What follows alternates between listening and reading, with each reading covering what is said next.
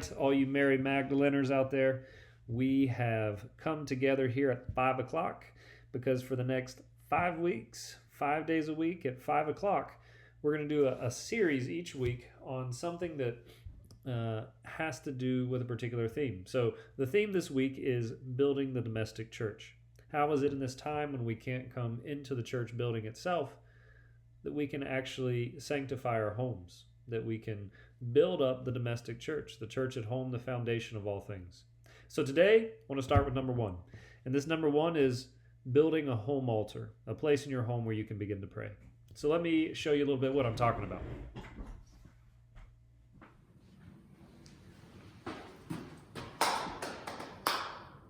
All right, so now we're here in the Adoration Chapel. We have this nice place in our home where we might be able to place our altar somewhere that's not completely out of sight, someplace that's out of sight just enough to be able to actually pray. And so in each of our homes we want to find places like this where we can build this domestic church. We can find this little oratory, this little place where we can make it work. I've been in so many of your homes where we've seen these different kinds of beautiful little oratories, these little places of prayer, these little home altars. And every time I'm always amazed. There's always something great and new that I see, or sometimes something where I'm like, what is that? Get that out of here. That has nothing to do with Jesus. So if you have those, if you have little Buddhas in your home or little dream catchers or things like that at your home altar, get them out of there. Get them out of there. But today, I want to show you maybe a basic way, some general ideas of how we can build a nice, simple home altar to sanctify our home every day.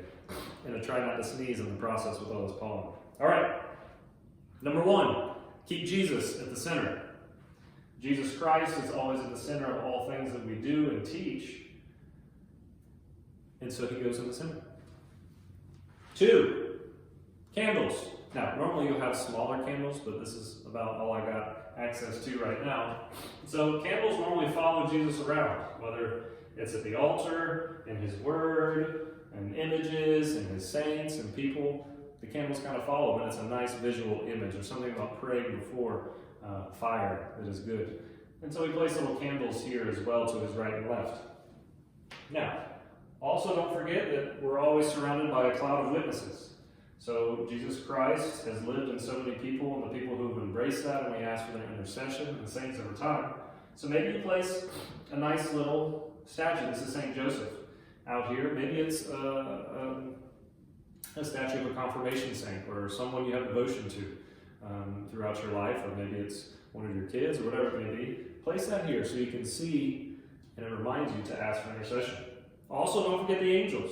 Maybe a St. Michael the Archangel or something that reminds you of your guardian angel.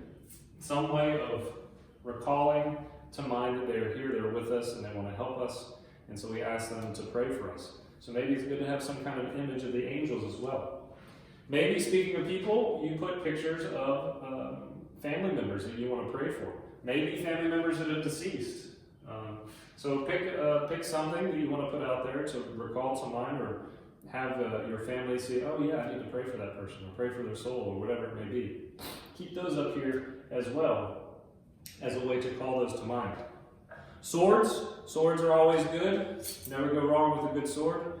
But maybe we'll lay them off of our home altar for now. This was a cool little letter opener I got for a wedding one time. All right, we're staying under 5 minutes. So, next thing, practical things. Don't forget the practicals. Fire. You got candles? Light them up. So I have a little something here. That way, if need be, and somebody wants to pray, they can pull up and light a fire and keep praying. I'd be remiss without having the Holy Bible, the Scriptures. Keep the Scriptures open. Place them in God's Word here right at the center below the foot of the cross. It encourages people to come and see, oh yeah, there's the Scriptures, to pick it up and read. Maybe you keep it open to the readings of the day. Maybe the Gospel of the day. As you get up in the mornings, you see what the Gospel is, you turn it so when the family comes by throughout the day, they can see what the whole world, the church around the world, is praying at that time. Holy water. Keep some holy water. Keep a little bit there. Maybe it's something before the kids or somebody goes to bed at night. Maybe you take some out and you bless yourself with it. Maybe it's you use it before you go to work or when you come back. Whatever it may be, keep that there. If it's out of sight, it's out of mind, so keep it close. Finally, Practically, keep a rosary. Keep something that is prayable and doable. So you got the scriptures, you got the fire, you got the holy water, you got the things that remind you of who to pray to and what is at the center. Keep a rosary out. This is a rosary when St. Mary's Temple of Christians was dedicated in Aiken, South Carolina. This is a rosary they gave us, a beautiful rosary. And sometimes I keep that around. So maybe you keep the rosary here, so when somebody walks by, they see it. Like, oh yeah, there's a rosary, maybe I'll pray a decade.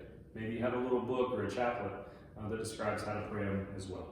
So here is a basic altar, a basic way of setting it up, knowing what you need to do, have the basics, find a good place in your home to do it, protect yourself with swords if you need, and I really encourage you in your home, find a nice space. Sanctify the home in this time when we are away from each other and away from the church.